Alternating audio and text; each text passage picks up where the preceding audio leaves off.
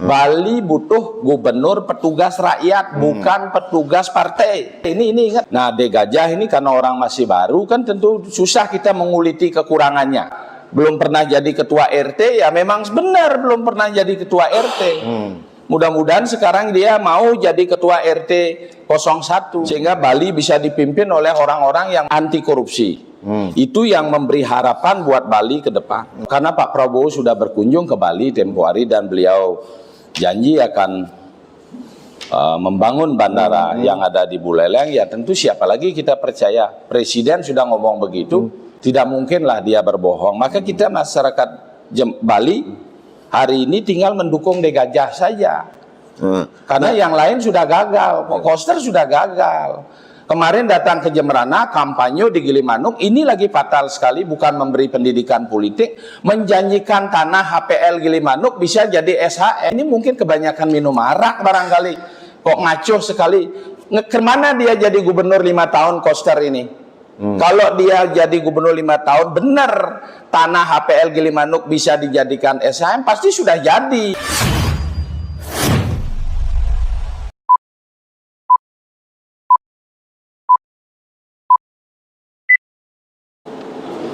Berjumpa kembali dengan saya di Web Podcast. Kali ini kita akan berbincang mengangkat tema tentang Bali ke depan.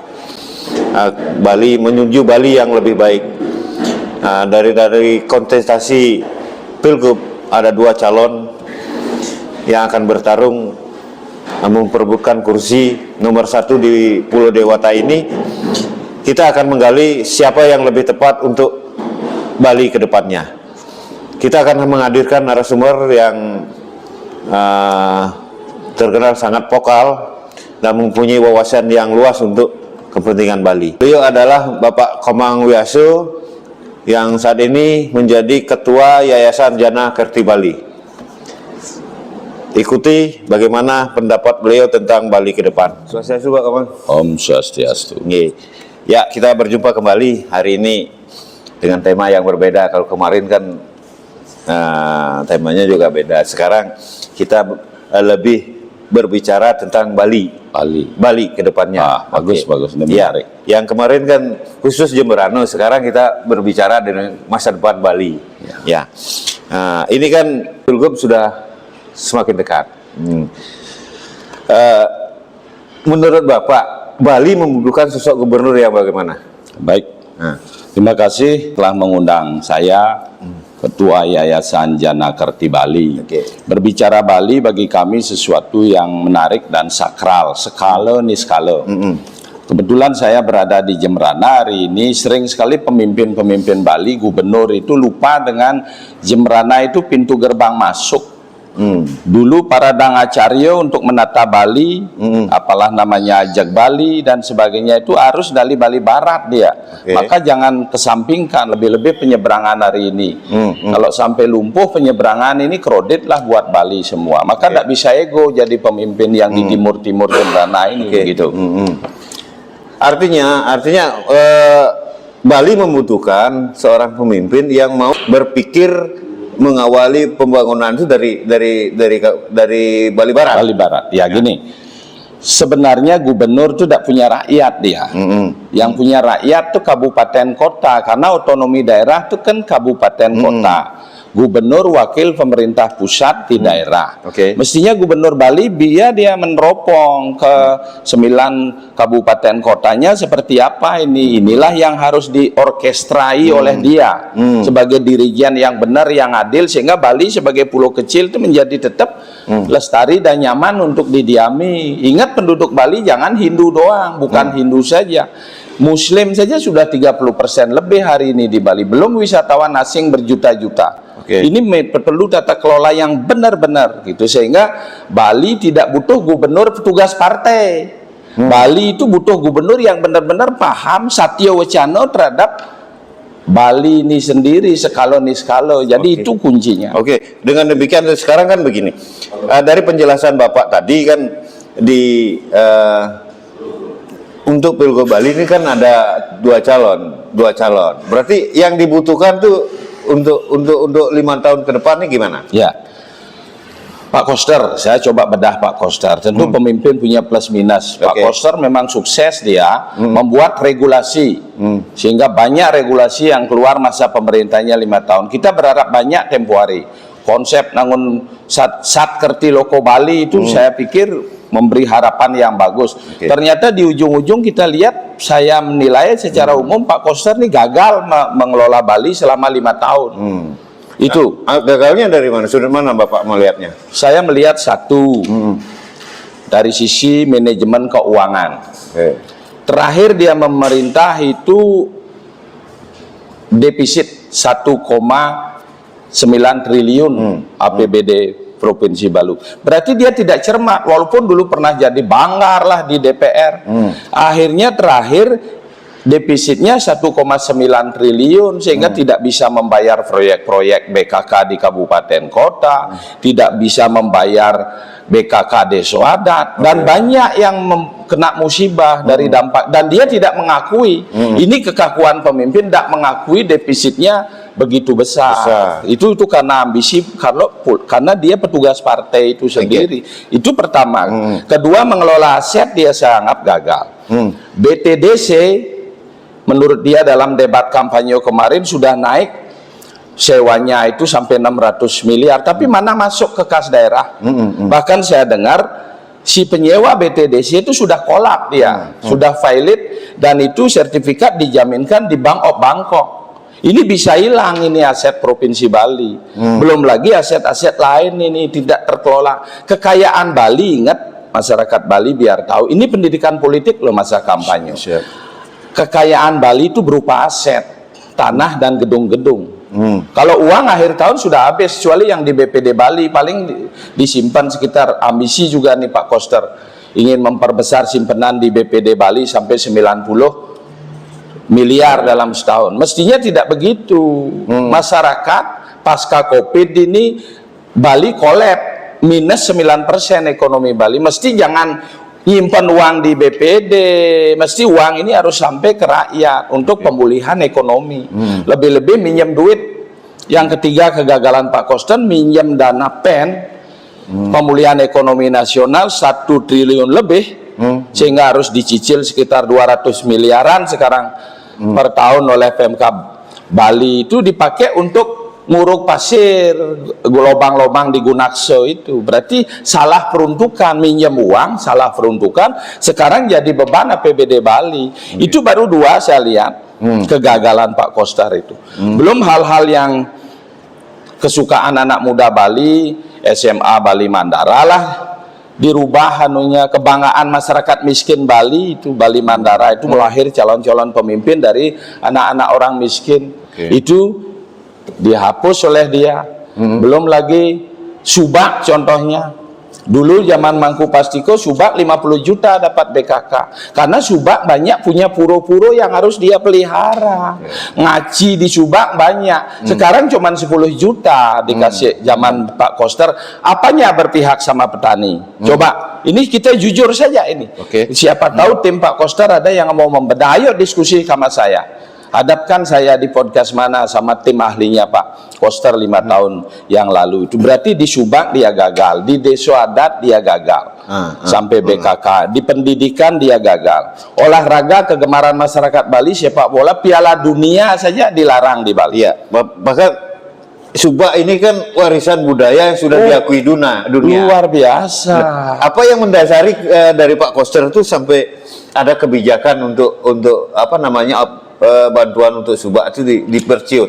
Karena dia petugas partai, mungkin di pikiran Pak Koster itu politik, panglimanya dia politik. Asal menguntungkan secara politik buat partainya, buat grupnya dia, ya sudah, walaupun harus merugikan Subak, merugikan Desa Adat. Ini dengan kondisi seperti itu, Bapak melihat Subak menjerit di Bali? Oh, sangat menjerit. Subak nangluk merano sasih ke-6, odalan di Puro Ulun Danu, Ulun Subak, Ulun Bedugul, Ngaci, ini dan sebagainya. Itu masa dana 10 juta kena pajak dan sebagainya, nggak mungkin lah. artinya tradisi subak itu banyak yang hilang jadinya. Iya, banyak yang tidak dilaksanakan Ya, gitu oke. karena minim keuangan itu. Nah, dengan demikian menurut Bapak yang cocok untuk Bali?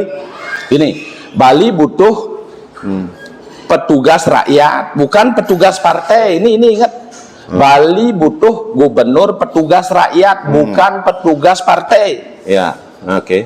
Coba petugas partai lihat tempo hari zaman Jokowi, Bupati Gianyar berani SMS kepala desa untuk tidak hadir saat presiden datang. Itu contoh petugas partai.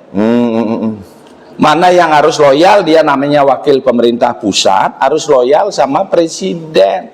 Hari ini Pak Prabowo jadi presiden, kalau Pak Koster jadi gubernur bisa dibayangkan. Petugas partai, sedangkan Pak Prabowo adalah benar-benar petugas rakyat yang benar-benar ingin membangun rakyat. Ini akan susah sekali buat Bali ke depan. Ini penting buat masyarakat Bali. Itu. Nah, sedangkan De Gajah saya tidak tahu. Karena orang baru, kalau Tuagos sudahlah bupati, berhasil dia 2 periode. Ketua DVC PDI Buleleng tempo hari saya tahu dia berhasil itu di Buleleng. Nah, De Gajah ini karena orang masih baru kan tentu susah kita menguliti kekurangannya. Kalau saya menguliti De Gajah ya belum pernah jadi ketua RT, ya memang benar belum pernah jadi ketua RT. Mudah-mudahan sekarang dia mau jadi ketua RT 01. Sehingga Bali bisa dipimpin oleh orang-orang yang masih murni ini. Apalagi Pak Prabowo dia anti korupsi, 100 hari ini harus tangkap korupsi. Berapa koruptor sudah sekarang ditangkap. Mudah-mudahan De Gajah kalau dia benar itu ditugasi oleh Prabowo sebagai gubernur Bali, dia anti korupsi. Itu yang memberi harapan buat Bali ke depan. Ini anunya. Kalau dari sisi De Gajah ini, karena dia masih baru. Saya tidak melihat kekurangan De Gajah, sedangkan Koster 5 tahun ini sudah bisa saya lihat sendiri. Dan gagal pada akhirnya seperti itu. Oke, untuk De Gajah sendiri mungkin Bapak sudah melihat, sudah tahu visi dan misinya, apakah sudah pas untuk Bali ke depannya?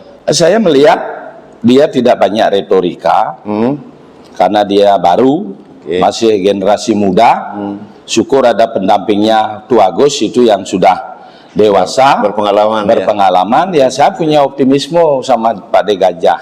Jadi dia tidak perlu lagi muluk-muluk, karena Bali ini ingat gubernur itu adalah perwakilan pemerintah pusat. Kalau loyalitas pada presiden itu tidak full, akan susah. Dan ingat DAU yang dikucurkan keuangan dari APBN ke provinsi, kabupaten di Bali selalu terbatas. Karena kita tidak punya sumber-sumber lain, hanya pariwisata.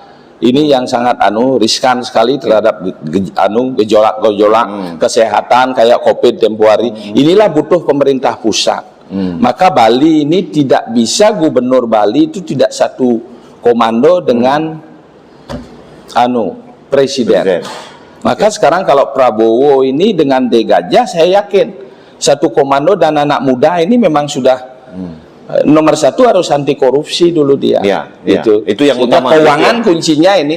Kalau tidak bisa ngangkat pendapatan asli daerah di Bali, itu harus mendatangkan APBN dan menyiapkan investor untuk membangun Bali secara merata. Kayak di Jembrana jalan tolnya harus di ini, pusat-pusat ekonomi yang akan dibangun di Jembrana, di Buleleng bandara harus jalan itu. Kalau Pak Koster kemarin karena petugas partai kan bandaranya ditolak. Ini tentu masyarakat Buleleng kecewa. Mesti ekonomi Buleleng itu sulit loh maju. Kayak Jembrana ini terpinggirkan ini. Kalau mau ke Jembrana, siapa sih turis mau ke Jembrana? Maka PHR diterima oleh Badung, pajak hotel restoran. Karena orang nginep restoran juga tidak ada di Jembrana. Cuma buang sampah aja turis di Jembrana. Di Buleleng juga kecil, di Lovina dan sebagainya. Kalau ada bandara di Buleleng tentu beda lagi. Beda lagi.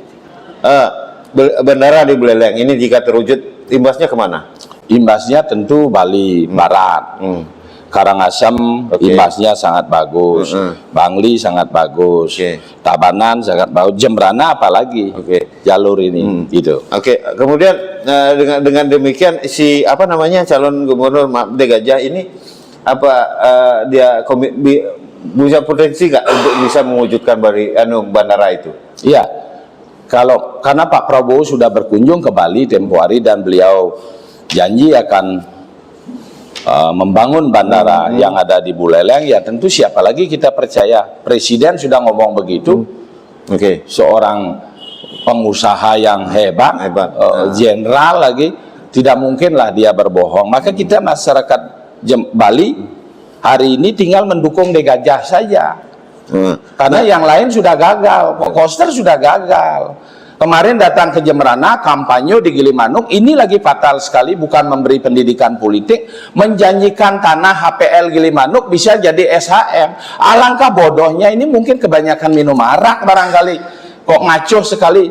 Kemana dia jadi gubernur 5 tahun Koster ini? Kalau dia jadi gubernur 5 tahun, benar tanah HPL Gilimanuk bisa dijadikan SHM, pasti sudah jadi. Setiap ada hajatan pemilu, selalu masyarakat Gilimanuk dipakai alat, dijanji-janjikan SHM. Ini Pak Koster yang gubernur, dulu yang berkuasa di Jemberana, PDI kadernya dia jadi bupati. Ketua DPR bikin pansus juga PDI yang memulai. Nyatanya hari ini masyarakat Gilimanuk itu 12.000 KK kurang lebih. HPL Gilimanuk ada 1.400. Sekarang Pak Tambo sudah membuat layanan yang bagus di BPD Gilimanuk, sehingga hampir 900-an sudah mendaftar kembali perpanjang kontrak. Sisanya yang belum, yang demo-demo kemarin atas nama AMTAG itu. Itu kalau memang bisa AMTAG sudah ke Jakarta, ke Kementerian ATR BPN, ke Mendagri sudah. Sedangkan di Jemberana, waktu itu saya jadi kepala BPKAD yang ngurus aset itu, dasar melayani masyarakat Gilimanuk tentang HPL adalah Perda. Di Perda itu hanya ada tanah itu bisa dirubah statusnya jika untuk orang miskin yang kena musibah bencana. Kedua untuk desa adat. Kalau yang lain ada prosedur itu sudah dari dulu berpuluh-puluh tahun. Beda dengan tanah Sumerkimo. Mungkin di otaknya Pak Koster urusan tanah Sumerkimo secara legalitas yang berbeda, status asetnya dengan HPL Gilimanuk itu di bawah kampanye di Gilimanuk. Saya sedih melihat Koster yang sehebat itu loh, sudah jadi gubernur 5 tahun gagal, kok lagi kampanye menjanjikan. Buktikan omongan saya ini tidak akan pernah bisa. Dan ingat, itu berarti itu tidak bisa jadi tidak akan bisa. Ingat, Gilimanuk itu strategis. Begini, kita harus melayani arus mudik, arus balik, tanah-tanah kosong. Syukur Pak Tambo itu menyelamatkan tanah kosong yang ada di parkir hari ini di Gilimanuk. Itu harus diselamatkan untuk pelayanan umat muslim saat mudik dan arus balik. Kalau sekarang harus tanah mau diumbar-umbar begitu, aduh kasihan. Tapi ingat, masyarakat Gilimanuk sangat cerdas, tidak akan termakan isu-isu murahan yang seperti ini gitu. Apalagi 12.000 masyarakat Gilimanuk, 2.000 lebih sedikit umat Hindu, 10.000 umat Muslim. Sudah benar sekali dia tahu, sudah nyaman dia hidup di Gilimanuk. Dia tidak butuh politisi-politisi yang mempolitisi mereka. Mereka yang dibutuhkan adalah rezeki. Rezeki apa yang kita bawa harus ke Gilimanuk? Mestinya sebagai gubernur Bali berpikir untuk menjaga Bali itu dari masalah inflasi, pergudangan mestinya.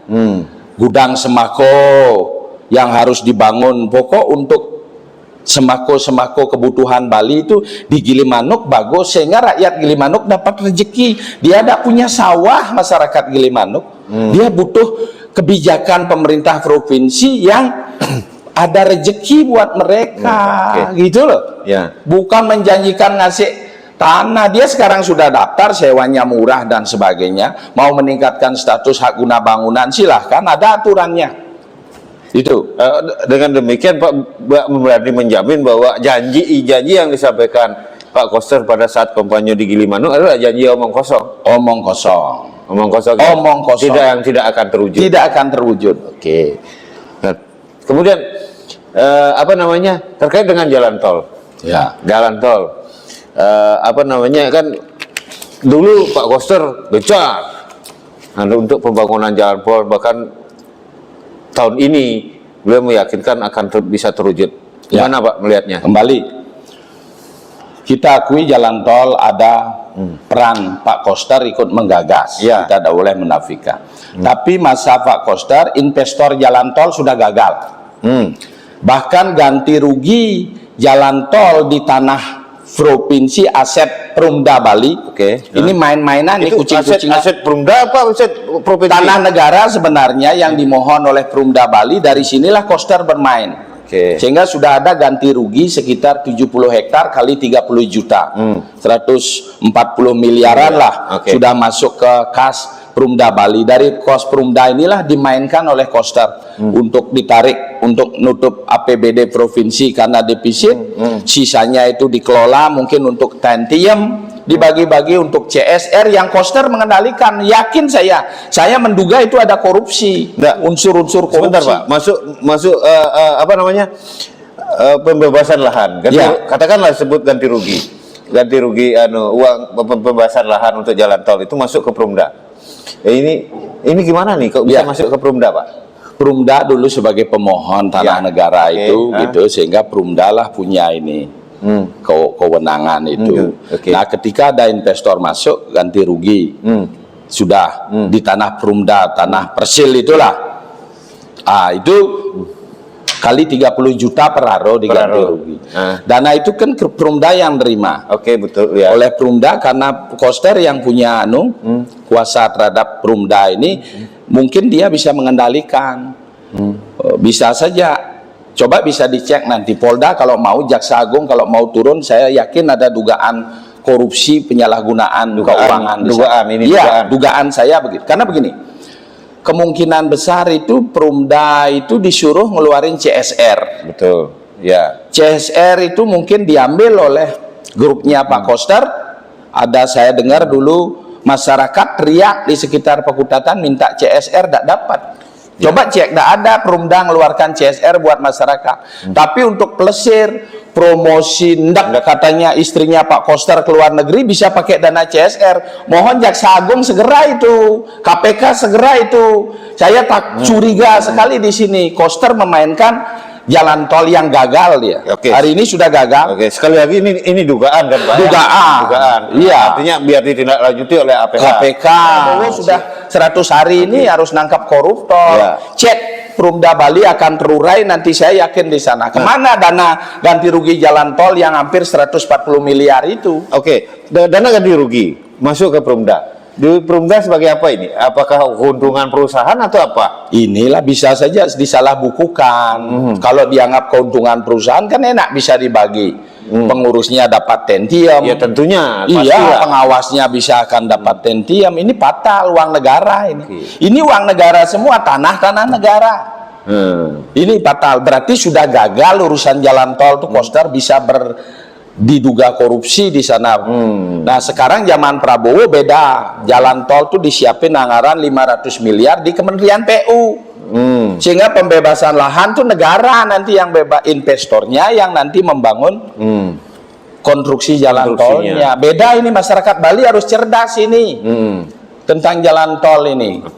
Begini, ada melalui unggahan-unggahan di media sosial, unggahan-unggahan di media sosial, katakanlah bahwa bisa disebut itu adalah kampanye.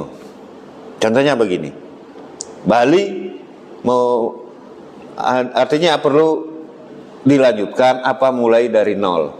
Itu gimana menurut Bapak? Ya hari ini tidak pas untuk Pilkada Bali. Karena Pak Koster bukan incumbent dia. Dia sudah berakhir jadi gubernur dengan menyisakan masalah banyak.